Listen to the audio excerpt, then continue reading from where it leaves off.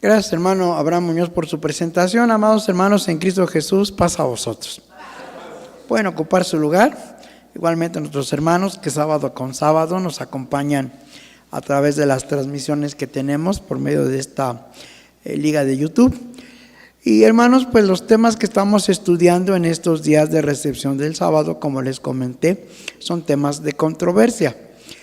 De controversia porque algunas doctrinas se enseñan de una manera muy diferente, obviamente, a como enseña la Iglesia de Dios.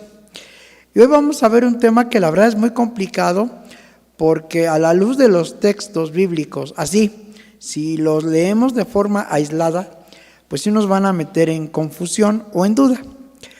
Hoy vamos a hablar precisamente de lo que el mundo enseña, y que primeramente nada más el problema era entre el Padre y el Hijo, si eran consustanciales o no, y si era Dios o no. Ya después, la Iglesia Romana, en otros concilios lo vamos a ver, pues enseñó también que el Espíritu Santo es parte de Dios, que también es sustancia de Dios y que también se le tiene que adorar. Y obviamente la Iglesia de Dios, pues nunca hemos enseñado así. Ni lo hemos enseñado, ni lo enseñamos, ni lo enseñaremos. Pero vamos a ver 3 citas bíblicas que yo considero son las que utiliza el mundo evangélico para querer sustentar que Dios y Cristo son la misma persona. Y el primer texto es el más conocido de todos, Evangelio de Juan, capítulo 1, versículo 1. Este texto de Juan 1:1 realmente es el que más utiliza el mundo evangélico para esta doctrina. Dice, en el principio era el verbo, y el verbo era con Dios, y el verbo era Dios. Aquí claramente la Escritura dice que el verbo era ¿qué? Era Dios. No, pero al final dice el verbo era Dios. Nada más vamos a ver Juan 1:1. Ahora vamos a ver carta a los Romanos, capítulo 9. Y dice así el versículo 5. Romanos 9:5. Cuyos son los padres, y de los cuales es Cristo según la carne, el cual es Dios sobre todas las cosas. El cual es Cristo, el cual ¿qué? Es Dios. ¿De quién está hablando aquí Pablo? De Cristo, y dice que Cristo es Dios, ¿sí o no? Según Romanos 9:5. Hasta se quedan pensando los hermanos, pues ahí está escrito. Primera carta de San Juan, capítulo 5. Este es el tercer texto que el mundo evangélico tiene como textos fuertes y sólidos para enseñar que el Padre y el Hijo son una misma entidad. Primera carta de San Juan, capítulo 5, versículo 20. Pero sabemos que el Hijo de Dios es venido y nos ha dado entendimiento para conocer al que es verdadero, y estamos en el verdadero, en su Hijo Jesucristo. Este es el verdadero Dios y la vida eterna. ¿De quién está hablando aquí Juan? De Cristo. ¿Y qué dice? Es el verdadero Dios. Entonces, los que predicamos mal somos nosotros. Dice la hermana, no. Bueno, ¿y cómo respondemos a esto? Y algunas veces los hermanos, cuando queremos debatir esto, citamos otros versículos. Por ejemplo, decimos lo que dijo Jesús en San Juan: el Padre mayor es que yo. ¿Y a quién de los ángeles dijo? Dios, jamás tú eres mi hijo. No es lo mismo el Padre y el Hijo. Y entonces empieza la discusión, porque aquellos dicen, a ver, pero contésteme lo que yo le pregunté, pues también contésteme lo que yo le estoy diciendo, y tanto uno como el otro, ahí nos quedamos. Ni él pudo ni yo pude. Pero no se trata de poder o no poder, se trata de explicar y de enseñar los textos de qué está hablando y por qué lo está hablando. Esto es similar, por ejemplo, hermanos, ¿creemos en Cristo? ¿Sí creemos en Cristo? Primera carta a los Corintios, capítulo 15. Ustedes me dijeron que sí.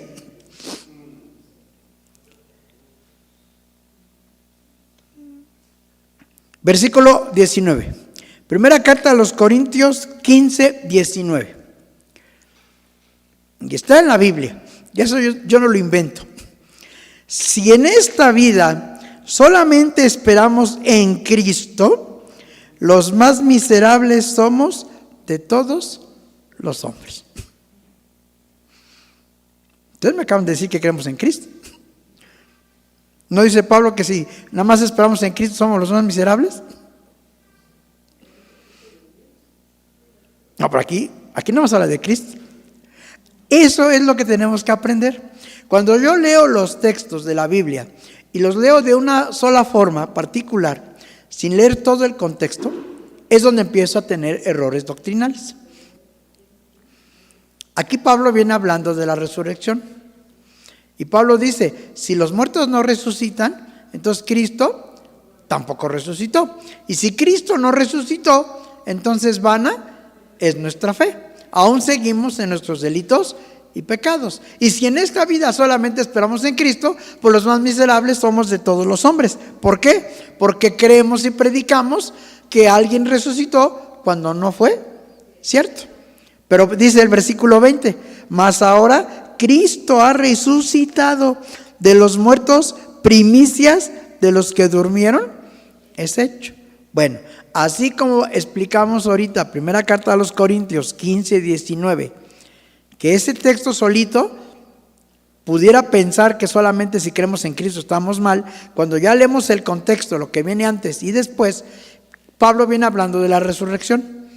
Y Pablo dice, si realmente los muertos no resucitan, y si realmente no existe la resurrección, y creemos en Cristo y esperamos en Él, pues entonces sí estamos mal, porque estamos creyendo en algo que no fue cierto. Pero Pablo dice que creen que Cristo sí resucitó, y es primicias, por lo tanto nuestra fe es firme. Vamos a regresar entonces ahora, antes de dar todo el contexto y una presentación que les quiero mostrar, vamos primeramente a Juan capítulo 1. Y Juan capítulo 1, incluso el versículo 2 en adelante, esos no los leen. La gente cuando lee Juan 1:1 dice, ahí se quedan. Pero vamos a ver qué dice Juan capítulo 1. Y dice así el 1 y 2 y 3.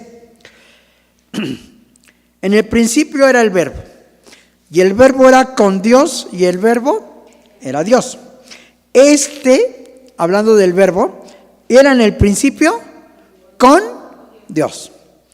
Todas las cosas por Él fueron hechas, y sin Él nada de lo que es hecho fue hecho. Esto que dice Juan es lo mismo que el apóstol Pablo escribe cuando habla en su carta.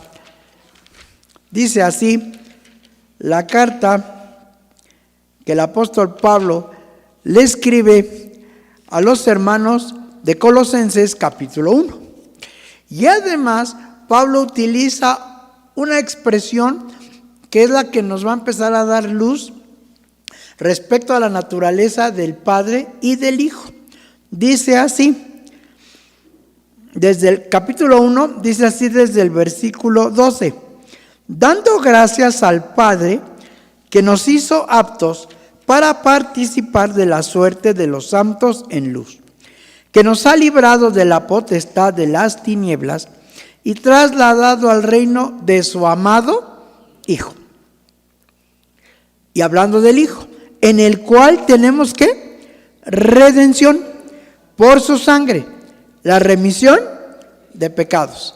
Y aquí utiliza un término muy especial y muy determinante Pablo, el cual, ¿qué cosa? Es la imagen del Dios invisible, el primogénito de toda criatura, porque por Él fueron criadas todas las cosas que están en los cielos y que están en la tierra, visibles e invisibles, sean tronos, sean principados, sean potestades, todo fue criado por Él y para Él. Lo mismo que dice Juan, lo dice Pablo. Nada más que Pablo aquí todavía pone una afirmación muy categórica, el cual es la imagen del Dios invisible. no está diciendo que es el mismo Dios o que es la sustancia de Dios, es la imagen de Dios. Carta a los Hebreos, capítulo 1. 1 al 3. Dios, habiendo hablado muchas veces y en muchas maneras en otro tiempo a los padres por los profetas, en estos postreros días nos ha hablado por el Hijo, al cual constituyó heredero de todo, por el cual asimismo hizo el universo, el cual, siendo el resplandor de su gloria y la misma imagen de su sustancia, no dice que es la misma sustancia, es la imagen, y sustentando todas las cosas con la palabra de su potencia, habiendo hecho la purgación de nuestros pecados por sí mismo, se asentó a la diestra de la majestad en las alturas. Pero Juan dice, en el principio era el verbo y el verbo era Dios. Aunque después dice, sí, era con Dios y estaba con Dios. Bueno, entonces, ¿era o estaba? ¿O es o está? Cuando se dice que Cristo era Dios, y aquí sí es interesante ver el por qué esa expresión. A Cristo lo censuran y lo atacan, y cuando Jesús les contesta, ¿por qué me quieren apedrear? Dice, por buena obra no te apedreamos, sino porque te dices ser hijo de Dios. Y entonces Jesús les dice, ¿y por qué se enojan conmigo? Porque en vuestra escritura está escrito, vosotros dioses sois, y la escritura no puede ser quebrantada. Y si le dijo dioses a ustedes, ¿por qué se enojan conmigo? Porque digo que soy hijo de Dios. Ahora, todos los sábados escuchamos la ley, ¿sí o no? ¿Y qué dice el primer mandamiento? No tendrás, ¿qué? Dioses ajenos. Entonces, lo contrario, ¿puedo tener dioses propios?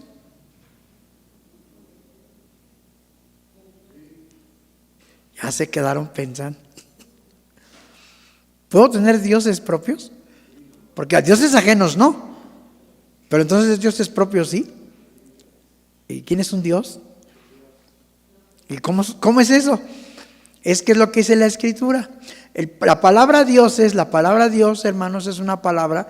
Cuando hablamos del Dios absoluto, se acordarán que hace poco incluso hablamos del macho cabrío Azazel, y dijimos que mucha gente cuando habla de Dios o pone en la Escritura Dios, lo pone con mayúscula. Cuando habla del Dios de este siglo, que es Satanás, lo escribe con minúscula, dando a entender que Dios, el ser supremo y absoluto, es todo con mayúscula. Pero la palabra Dios o dioses, Elohim, también es aplicado a los jueces.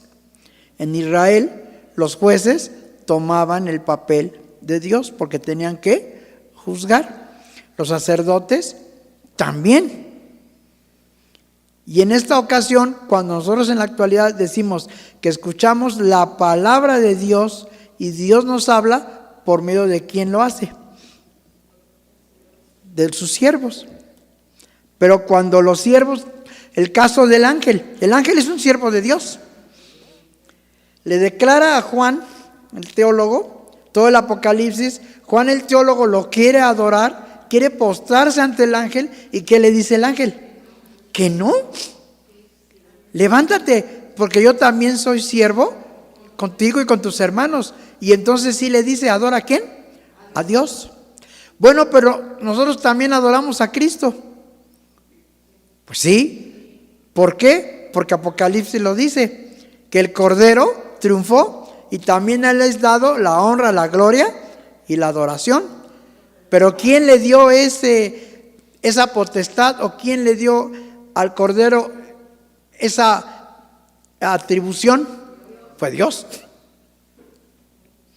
Entonces, cuando hablamos de que el Cordero era con Dios, claramente le dice, cuando Cristo está cerca de morir, dice el Evangelio de Juan 14, y aquí vamos a ver varias cosas muy interesantes del Evangelio de Juan. Dice el Evangelio de Juan capítulo 14, Y esto es interesante porque dice primeramente el versículo 7. Si me conocieseis, también a mi Padre conocierais. Y desde ahora le conocéis y le habéis visto. Dícele Felipe, Señor, muéstranos el Padre y nos basta. Jesús le dice, tanto tiempo ha que estoy con vosotros y no me has conocido, Felipe. El que me ha visto al Padre. ¿Cómo pues dices tú, muéstranos el Padre? ¿No crees que yo soy en el Padre y el Padre en mí? Las palabras que yo os hablo, no las hablo de mí mismo, mas el Padre que está en mí, Él hace las obras. Creedme que yo soy en el Padre y el Padre en mí. De otra manera, creedme por las mismas obras. Jesús está en la tierra y le dice a los discípulos, Felipe le dice, muéstranos al Padre, muéstranos a Dios. Y Jesús le dice, tanto tiempo he estado con ustedes. ¿Cuánto tiempo tenía Jesús con ellos? Ya 3 años y medio, porque ella va a morir. Y todavía me preguntas, todavía dices, muéstranos el Padre. El que me ha visto a mí, ha visto al Padre. ¿En qué sentido? Y Cristo lo aclara, en las obras. Porque mis palabras no son mías, son del que me envió. Luego dice el versículo, aquí mismo, el versículo 23. Respondió Jesús y díjole, el que me ama, mi palabra guardará, y mi Padre le amará, y vendremos a él, y haremos con él morada. Esto es otro tema que veremos Dios mediante el próximo recepción del sábado, la ida al cielo, porque también utilizan el Evangelio de Juan, aquí mismo el 14, pero en la parte principal, inicial, para hablar de las moradas en el cielo. Y aquí Dios lo vuelve a mencionar, Cristo lo vuelve a mencionar. Luego dice, ahora vamos a ver Evangelio de Juan, capítulo 17.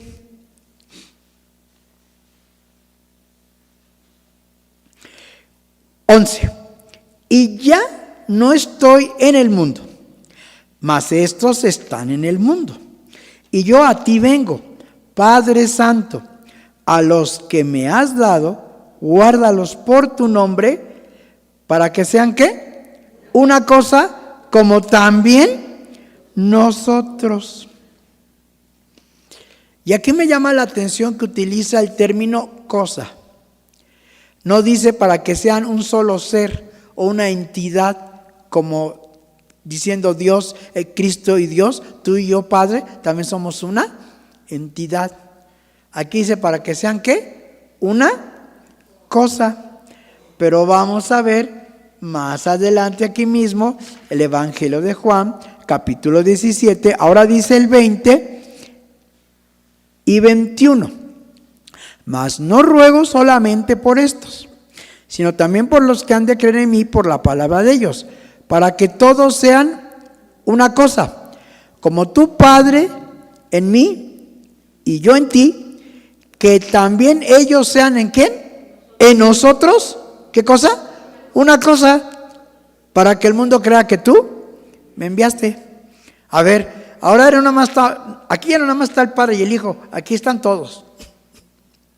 Dice, para que así como tú y yo somos una cosa, ellos también sean en nosotros una cosa.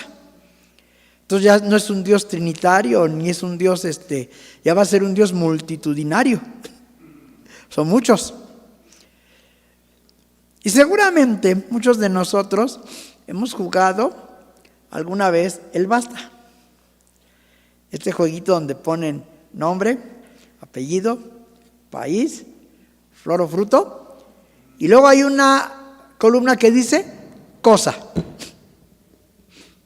¿Por qué? Porque las cosas ¿cómo son? Son objetos, son inanimadas. Entonces cuando Cristo se refiere al Padre y le dice para que seamos como tú y yo somos una cosa. Ah, caray. Entonces, ¿algo inanimado o qué será aquí? Pero luego además dice, para que ellos también, juntamente con nosotros, sean una sola cosa. Entonces no está hablando de un ser, no está hablando de una entidad, está hablando de una situación diferente. Y cuando nosotros decimos que nuestra vida está escondida en Cristo, cuando nosotros decimos que Cristo es la cabeza de la iglesia, que nosotros somos el cuerpo de Cristo, en ese sentido, todos formamos una misma cosa, un cuerpo. Y si nos queremos algún día decir, hermano, pues es que va a haber un juicio, tienen que juntarse los dioses. ¿Pero cuáles dioses? Pues los dioses no ajenos, los dioses propios. Pero a veces nos cuesta trabajo comprender estas partes de la Escritura, porque como que cada sábado lo oímos así, amén. Pero vamos a profundizar un poquito. Pues sí. No dice la Biblia, no tendrás Dios ajeno, o sea, uno solo. Diciendo otro, no, dioses ajenos.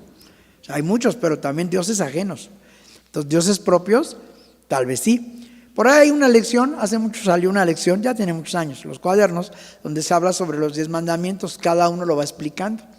Porque también dice la Escritura, que Dios visita la maldad de los padres sobre los hijos, sobre los terceros y sobre los cuartos.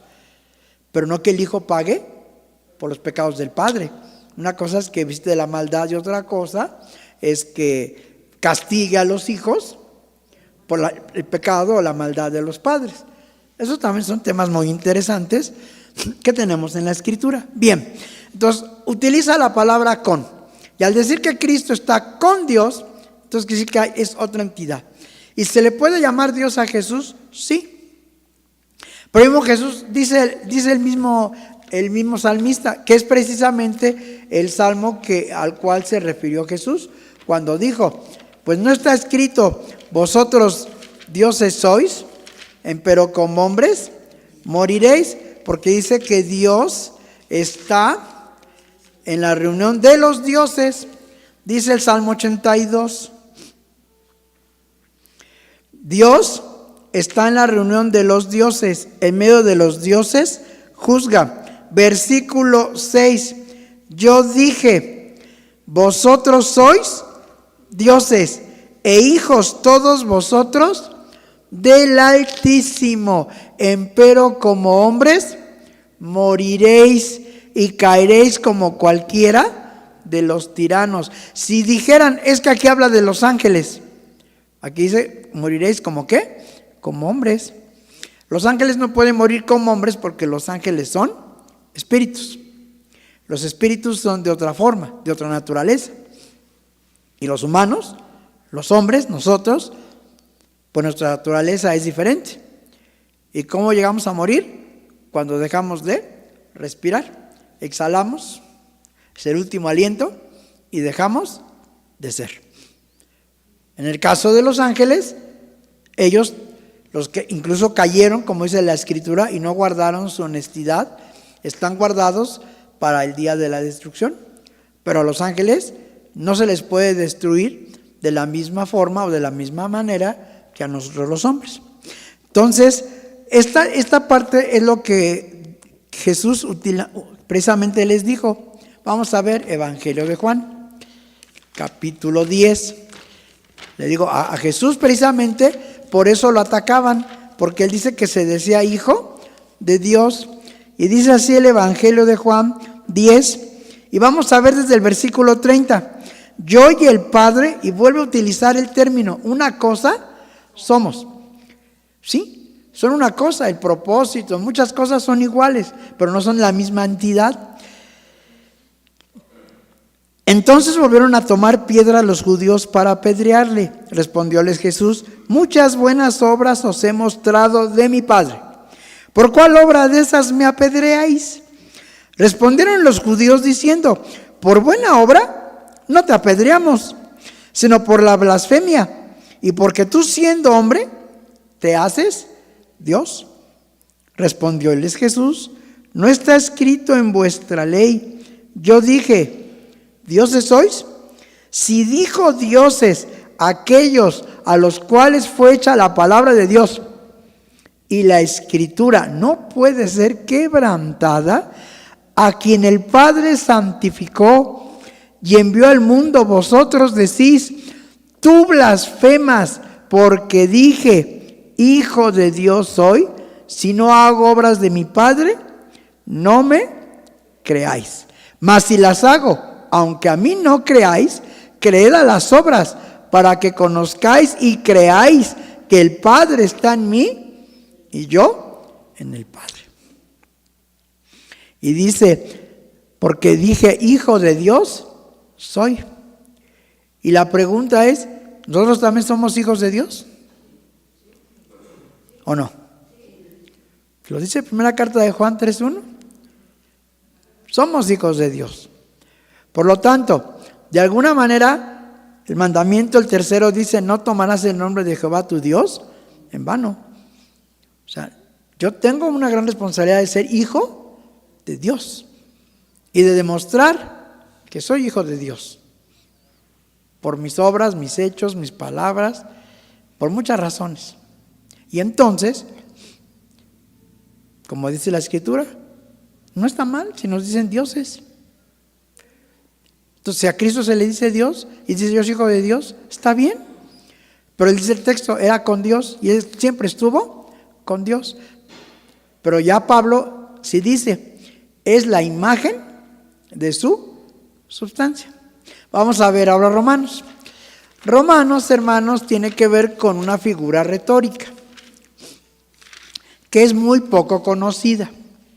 Vamos a ver desde el versículo, vamos a ver Romanos capítulo 9, desde el versículo 1. ¿De qué viene hablando el apóstol Pablo? ¿A qué se está refiriendo? Dice así: verdad digo en Cristo, no miento, dándome testimonio mi conciencia en el Espíritu Santo, que tengo gran tristeza y continuo dolor en mi corazón.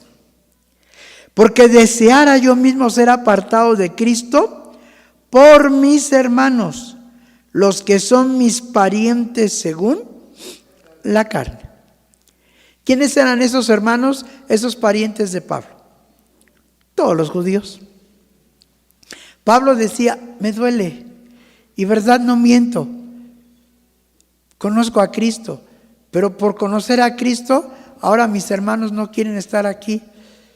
Yo mismo quisiera no estar en esta doctrina con tal de ver a mis hermanos en la carne.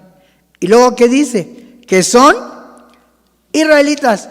Y aquí viene lo interesante, de los cuales es la adopción, la gloria, el pacto, la data de la ley y el culto y las promesas, cuyos son los padres, y de los cuales, ¿quién va arriba de? Es Cristo, según la carne, el cual es Dios sobre todas las cosas, bendito por los siglos. Amén. Esta figura retórica se llama clímax. ¿Qué sucede? Se va de lo más inferior a lo máximo. Lo contrario es la degradación de lo sublime a lo bajo. Entonces aquí viene hablando Pablo y dice, yo quisiera ser apartado de ellos, que son israelitas, de los cuales es esto, de los cuales son los padres, del cual, ¿quién es sobre ellos? Cristo. ¿Y el cual es? Dios. ¿Quién está sobre Cristo? Dios. Lo vuelve a decir. Entonces aquí hay que ver todo el contexto. Si yo leo solito el versículo 9, el 5, como lo vimos al principio, pues sí dice el cual es Cristo, el cual es Dios. Pero vamos a ver antes cómo viene subiendo y viene enseñando el cual es este, el cual es este, el cual es Cristo y el cual es Dios sobre todas las cosas. Ahora vamos a ver primera carta de Juan, capítulo 5. Y es lo mismo, tenemos que ver de qué se viene hablando. Hay un proverbio oriental que dice, no veas solamente el árbol, tienes que aprender a ver todo el bosque. Porque el puro árbol solito no te va a decir mucho. Entonces vamos a ver, primera carta de San Juan, capítulo 5. desde el versículo 17. Toda maldad es pecado, mas hay pecado no de muerte. Sabemos que cualquiera que es nacido de Dios no peca, mas el que es engendrado de Dios se guarda a sí mismo y el maligno no le toca. Esto ya lo estudiamos cuando hablamos del nacimiento del Espíritu como tema de concilio. Y dijimos, ¿nosotros qué somos? ¿Nacidos o engendrados? Somos engendrados. ¿Porque podemos pecar? Sí, sí podemos pecar. No debemos, pero podemos. Pero el que es nacido de Dios, ¿qué? No puede. O sea, ya no puede. ¿Y esto cuándo se va a dar? Pues hasta que resucitemos. Entonces dice, sabemos que somos de Dios y todo el mundo está puesto en maldad.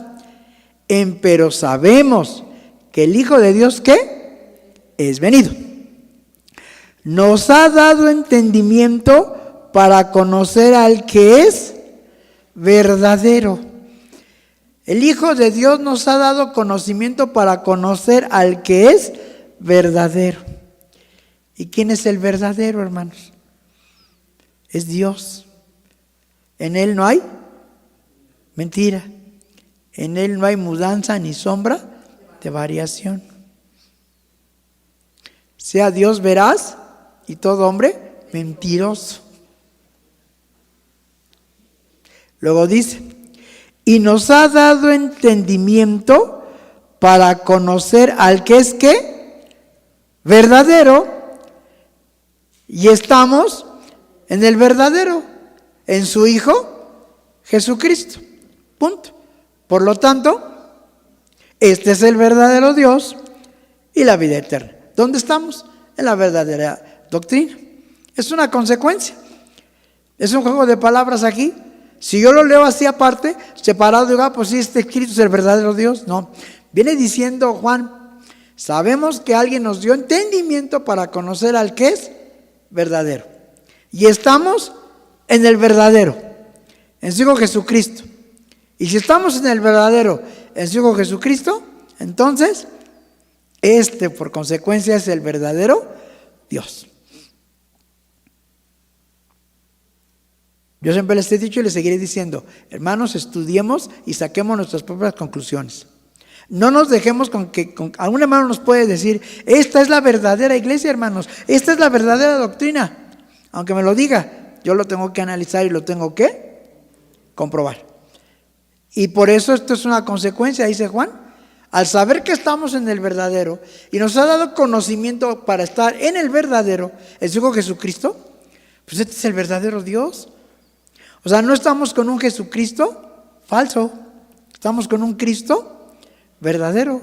Y si estamos con un Cristo verdadero, por consecuencia, ¿dónde estamos? Pues con el verdadero Dios. Esa es la respuesta a primera de Juan 5:20. No que Cristo es el verdadero Dios, sino que Cristo es el verdadero Hijo de Dios y por consecuencia al creer en Él y todo lo que nos ha enseñado, pues estamos en el verdadero. No hay problema. Y nadie nos tiene que decir, hermano, estamos en el verdadero. Uno solito lo deduce.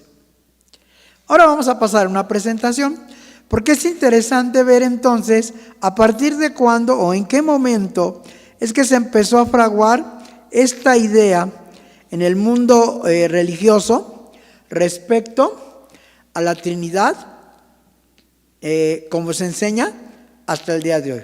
Vamos a hablar, pues ahí tenemos una imagen de Dios, según la Iglesia romana, y muchos, pero Dios es más que una estrella, Dios es mucho más que todo eso. Vamos a ver, tenemos primeramente algunas corrientes, la siguiente por favor, es el panteísmo. ¿A qué se refiere el panteísmo? Es un sistema de quienes creen que la totalidad del universo es el único Dios. Viene de los vocablos griegos pan, que es todo, teos, que es Dios, e ismo, que es doctrina. Entonces la doctrina donde todo es Dios. O sea, decir que esta madera es Dios. Toda la naturaleza es Dios. O sea, ahí, Ese es el problema del panteísmo. Los animales, todo es Dios. De ahí que muchas doctrinas y muchos pueblos del mundo tomaron incluso los animales como animales sagrados. El gato, el toro, el mono, el halcón, la serpiente. Porque esa es la doctrina del panteísmo. Luego tenemos la doctrina que hasta el día de hoy decimos que tiene la Iglesia de Dios y que dicen, según la historia universal, que fue revolucionaria porque fue Moisés el que la instituyó, el monoteísmo, que viene de los vocablos griegos mono, uno, teos, Dios, y doctrina. Doctrina teológica de los que reconocen un solo Dios. Y no hay más que un solo Dios, no hay más, hay uno solo. Es el monoteísmo. El politeísmo, pues es lo que tenemos incluso en casi todas las culturas. Los griegos, los romanos, los hindús, los chinos. También aquí en México se hacen cosas buenas, ¿no? Los aztecas, los mayas, en Perú los incas. Todos ellos creían en la doctrina y en la existencia de ¿qué? De muchos dioses. Ahí está el dios del vino, con los griegos, que es Baco. Acá en los aztecas era el dios del pulque. Tiene un nombre medio raro, no me acuerdo el nombre del dios del pulque, pero era un nombre muy complicado. Los dioses aztecas son muy complicados los nombres, son bien complicadísimos. Bueno, entonces los romanos, el dios del amor, el dios de la guerra, el dios del trueno, el del relámpago, el de la lluvia, el del mar, el de la tierra. Incluso cuando los israelitas pelean con sus enemigos, los sirios, dijeron los sirios, nos ganaron porque sus dioses son dioses de los montes, pero si peleamos en el valle van a ver si no los vencemos. ¿Y qué dijo Dios? Por cuanto dijeron sus dioses son dioses de los montes y no de los valles, también en los valles van a perder, para que vean que Dios es Dios de todo. Y por eso decimos que es Dios del cielo, Dios de la tierra, Dios del mar. Él es el Dios de todo. No que para cada cosa hay un Dios. Luego tenemos el teísmo. ¿Qué es el teísmo? Es la creencia de un Dios personal y providente, creador y conservador del mundo. O sea, es un Dios personal. Cada quien se lo interpreta. A diferencia del deísmo, el deísmo es una doctrina que reconoce a un Dios como autor de la naturaleza, pero sin admitir revelación ni culto externo. O sea, el deísta dice, sí hay un Dios, pero no tengo por qué adorarlo, ni reconozco ni tengo por qué inclinarme a algo. Sé que existe, pero no tengo por qué adorarlo. Y aquí lo interesante es, ¿y nosotros por qué adoramos a Dios? ¿Dios necesita algo de nosotros? Es más, Dios necesita, Él puede, se lo dijo Juan a los que se acercaban, no empiecen a decir somos hijos de Abraham, porque Dios de las mismas piedras levanta hijos, Abraham. Él no es necesitado de nada, lo dijo Pablo a los de Atenas, a los griegos. Él es el creador de todas las cosas y Él da vida y mantenimiento a todos. Él no es necesitado de nada. Entonces en el deísmo es una doctrina donde ellos dicen, pues si hay un Dios, pero no tengo por qué adorarlo. No tengo por qué darle reverencia, no recibo nada de Él, pero sí sé que creó las cosas. Y el ateísmo viene de aquel que niega la existencia de Dios. Se aplica también a personas, y usa también como sustantivo. Viene del vocablo latino ateus y del vocablo griego ateos. Y la unicidad viene del latín unicitas, unistais, cualidad de único. Y ahora sí, vamos a ver la Trinidad. La Trinidad viene del latín trinitas, trinatis. En religión es distinción de tres personas divinas en una sola y única esencia. Y el diccionario me dice, misterio inefable de la religión cristiana. ¿Pero de cuál cristiana? ¿La verdadera o la falsa? Ahora, dice misterio inefable. ¿Qué significa inefable?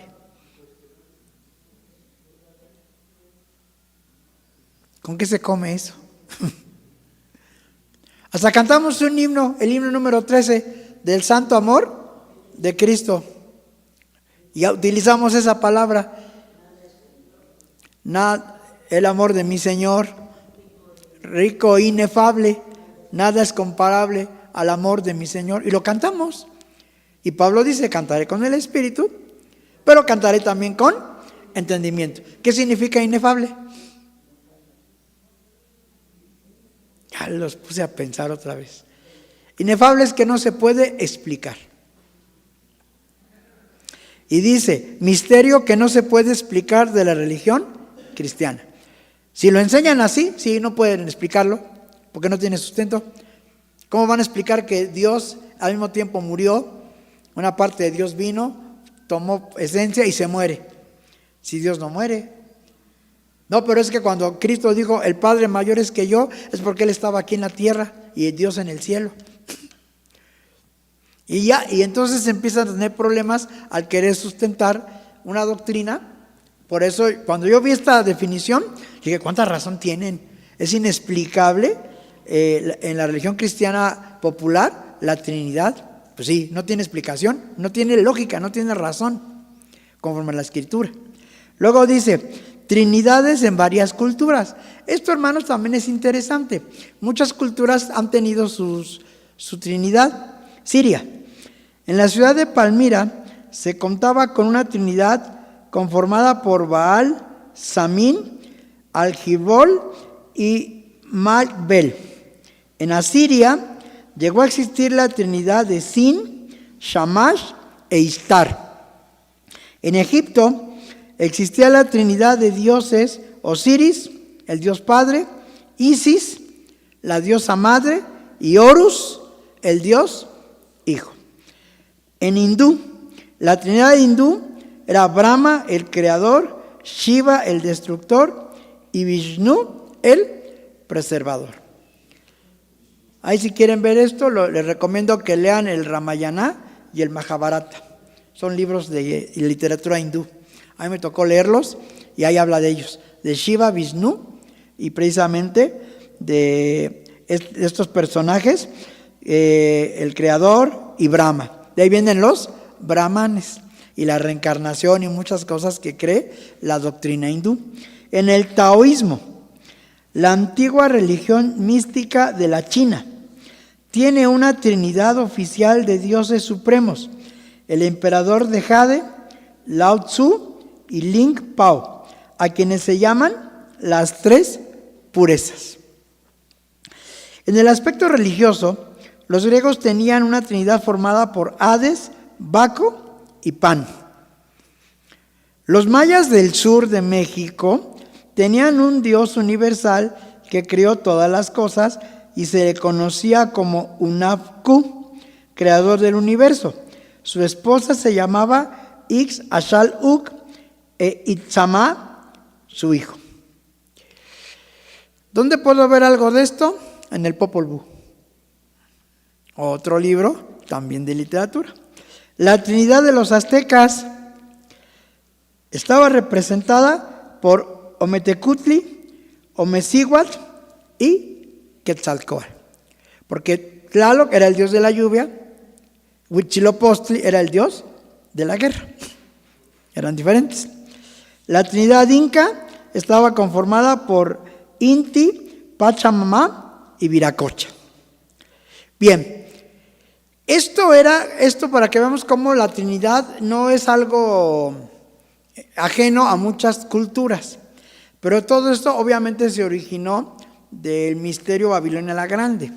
Pero vamos a ver, ¿cómo es que se inició el dogma católico romano de la Santísima Trinidad? Vamos a ver.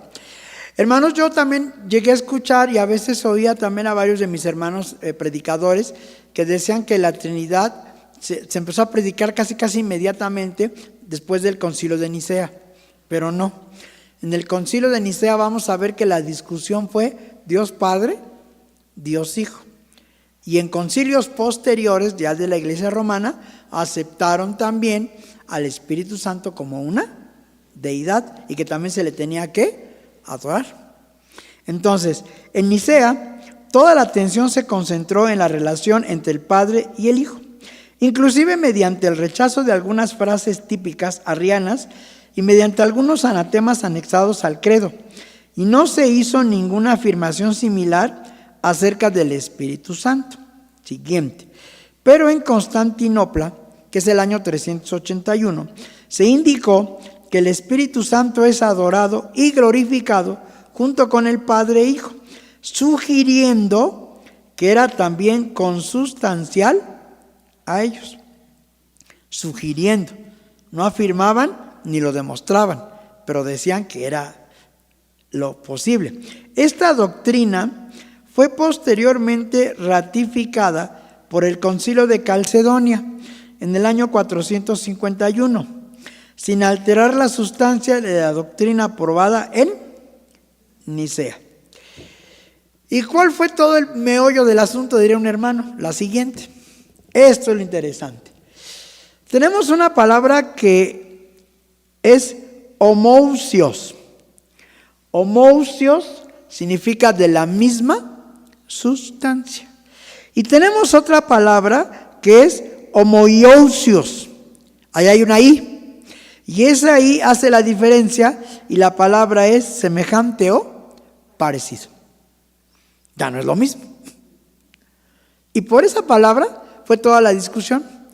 Y obviamente al quitarle y decir que el Padre era homousios, era la misma naturaleza. Pero Arrio decía que no. Arrio decía no es homousios, es homoiousios. O sea, es semejante. Entonces vamos a ver el término homousios. Viene del griego homousios, que significa de la misma o de igual naturaleza. Homo significa mismo o misma y ousia, esencia. El término fue usado por Anastasio en su incorrecta enseñanza de la unidad del Padre y del Hijo. Es Atanasio, ahí está mal. Ahí hubo un error de escritura. El término fue usado por Atanasio en su incorrecta enseñanza de la unidad del Padre y del Hijo, en que ellos son de la misma substancia, la misma esencia de divinidad. El término fue usado en el credo niceno y en los posteriores credos cuando describe a Jesús como siendo de la misma sustancia y que es el Padre en su afirmación de la Trinidad. Entonces, el término fue usado en el credo niceno y en los posteriores credos cuando describe a Jesús como siendo de la misma sustancia que es el Padre. Y entonces, hermanos, tuve a bien escribirles o ponerles el credo de la Iglesia Católica Apostólica Romana, porque a veces es importante saber qué creen. Y ellos dicen: creo en un solo Dios, Padre, todopoderoso, creador del cielo y de la tierra, de todo lo visible y lo invisible. A ver, ahí primeramente dicen que creen en un solo ¿qué? Dios, uno solo, no hay más. Pero luego dicen: creo en un solo Señor Jesucristo, Hijo único de Dios, nacido del Padre antes de todos los siglos. ¿Esto está bien? Y así lo cree la Iglesia de Dios. ¿Que Jesucristo es Señor? Sí. ¿Es el Hijo de Dios? ¿Y es único? Sí, porque dijo: ¿a quién de los ángeles dijo mi hijo eres tú? Es el unigénito. Y es el primogénito, porque es el primero de toda criatura visible o invisible. O sea, está bien la parte que pone la Iglesia romana al principio, van bien. Pero luego dice, Dios, luego dice, hablando de Cristo, Dios de Dios, luz de luz, Dios verdadero de Dios verdadero, engendrado, no creado, de la misma naturaleza que el Padre, por quien todo fue hecho. Aquí ya está el problema. La Escritura nunca me enseña que Cristo es de la misma naturaleza que Dios. Él, la imagen, la gloria de su sustancia, pero no es el mismo Dios. Aquí ya empieza el credo arriano y el credo de Atanasio. Y Atanasio dice, es que así se debe de creer. Luego dice, siguiente, creo en el Espíritu Santo, Señor y dador de vida, que procede del Padre y del Hijo. ¿El Espíritu Santo viene del Hijo? El Espíritu Santo es de Dios. Según Génesis 1:1, el Espíritu de Dios se movía sobre de las aguas. No dice, y el Espíritu de los dioses o el Espíritu de Dios y su Hijo, como poniendo a los dos. Y luego dice que con el Padre y el Hijo recibe una misma adoración y gloria y que habló por los profetas. La última parte es cierto. Los santos hombres de ayer hablaron siendo inspirados ¿de quién? Del Espíritu Santo. Pero al Espíritu Santo no se le da honra, no se le da gloria, no se le debe dar honra. El Espíritu Santo es el que nos guía y nos abre el entendimiento para conocer al que es el verdadero, que es Dios, y a su Hijo Jesucristo, y entender su esencia, su naturaleza y su forma de cada uno. Porque si decimos que Cristo y Dios son lo mismo, entonces vamos a tener un gran problema, porque Dios es eterno, es Dios en sí mismo, y Cristo sí tuvo un principio. Y el mismo credo romano lo dice. El credo romano, ellos aquí lo dicen. Dice, creo en un solo Señor Jesucristo, Hijo único de Dios, nacido del Padre, creado del Padre. Entonces, ¿el Hijo tuvo un principio o no? Según el credo romano. Sí. Según la iglesia de Dios y según la Escritura, ¿Cristo tuvo un principio? Sí. ¿Cuándo? No se sabe. ¿Dónde? En la eternidad. Y por eso cuando va a morir Cristo, ¿qué le dice a Dios? Glorifícame cerca de ti con la gloria que tuve antes de que el mundo fuese. Con la gloria que tuve cerca de ti. No dice con la gloria que tuve en ti. O con la gloria que estuve contigo. No, con la gloria que tuve cerca de ti. Entonces claramente Cristo está diciendo, yo nunca soy igual a Dios. Y entonces el mismo Pablo lo dijo en Filipenses, ¿no? Hayan vosotros este sentir que hubo en Cristo, el cual siendo en forma de Dios, no tuvo por usurpación ser igual a Dios. Entonces, si el misma Escritura me dice que Cristo no es igual a Dios, ¿por qué quiero demostrar y sostener una doctrina con un error tan grave sobre la Trinidad? Es que Juan 1:1 así lo dice, es que Romanos 9 lo dice, es que primera de Juan 5 lo dice, pero ya analizamos los textos, ¿a qué se refiere cada uno de ellos? Entonces, hermanos, este tema sí es interesante y es uno de los tantos que el mundo, inclusive el mundo evangélico, lo tiene bien revuelto. Y por eso incluso, hermanos, ha habido pues podemos decirlo así, la inquietud de muchos obreros ahora de que pues deberíamos de cantar más himnos o más alabanzas que sean propias de la iglesia y de hermanos de la iglesia.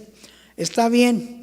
Pero también resulta, y a lo que a mí me llamó la atención es que según esto, cuando se dedicaron a recibir muchísimos cantos de muchos hermanos y los censuraron, resulta que algunos también como que no estaban muy bien conforme a la doctrina que creemos y eran de la iglesia. Entonces, ¿eso qué me da a entender? Que no todos estamos bien preparados, que no todos estamos bien fundamentados y no todos estamos bien conscientes de la doctrina y de lo que conocemos de la iglesia de Dios. Por ejemplo, el arca de Noé. ¿El arca de Noé qué era? ¿Un barco? Es un arca como el arca de la alianza, un cuadro, punto, un rectángulo. Así era el arca de Noé. No tenía ni tejadito, ni techito, nada. ¿Por qué el mundo la dibuja como un barco? Ya desde ahí está mal. Y si nosotros pensamos o creemos, ahora también, ¿cuánto tiempo duró la lluvia? 40 días y 40 noches. Pero ¿cuánto tiempo estuvo el arca en el agua? Casi un año. Y luego a veces muchos hermanos nos quedamos así, ¿de veras? Pues sí, hermano. O sea, no crean que dejó de llover y luego se bajó el agua. Y luego salió Noé. No, casi estuvo todo un año ahí Noé, con toda su familia. ¿Y cómo lo hicieron? ¿Qué comieron? Dios les dijo, vas a llevar comida, vas a... O sea, esto ya es poder de Dios. Entonces, lo interesante es de que sí, en el mundo evangélico, y eso sí lo hemos constatado, muchos cantos que ellos según le cantan a Dios, como creen que Cristo y Dios es lo mismo, lo cantan igual. Y hablan que Dios se entregó su vida por mí. Y pues no fue Dios. Quien lo hizo fue su Hijo. Ahora sí que tenemos que recordar el himno nacional oaxaqueño. Dios nunca muere. ¿En serio? Dios no muere. Dios no puede morir. Y Cristo murió porque fue hecho hombre. Y nació de una mujer y fue hecho sujeto a la ley. Y lo hizo para demostrar que sí se puede vencer al pecado. Por eso Cristo dijo, confiad en mí, yo he vencido al mundo. ¿Por qué venció Cristo al mundo? Dirían, pues no lo crucificaron, no lo mataron. ¿A poco venció al mundo? Pues sí, venció al mundo en su forma de ser, su forma de vida. Y ese ejemplo es el que Cristo nos dio para que nosotros lo sigamos. Entonces, no podemos ver ahorita a Dios con esta forma física, porque no. Pero dice que cuando llegue el momento, es más, lo dice la Escritura, lo veremos a Él porque seremos ¿qué? Semejantes a Él. Nunca dice seremos igual a Él, dice semejante. Y esto tiene mucho que ver con la matemática, con la trigonometría. Hay triángulos iguales y triángulos semejantes. Y sabemos la gran diferencia, un triángulo igual y un triángulo semejante. Se parece, pero no es exacto, no es lo mismo. Entonces, hasta ahí también nos dice la Escritura, seremos semejantes a Él. Lo vamos a hacer como Él, pero no vamos a ser igual que Él, jamás. Ni los ángeles tienen otra naturaleza. Entonces, hermanos, pues ese es un tema que Dios mediante el próximo viernes también la recepción.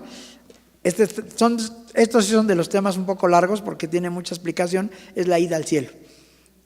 Porque todo el mundo predica que nos vamos al cielo. Y lo más curioso es que hasta hay denominaciones que dicen, bueno, no, nada más los 144,000 van al cielo, no, nada más estos van al cielo, no, nada más esta parte, los demás se quedan. Pero la Biblia claramente dice que nadie va a ir al cielo. Hermanos, pues que el Señor bendiga a cada uno de ustedes y paz a vosotros.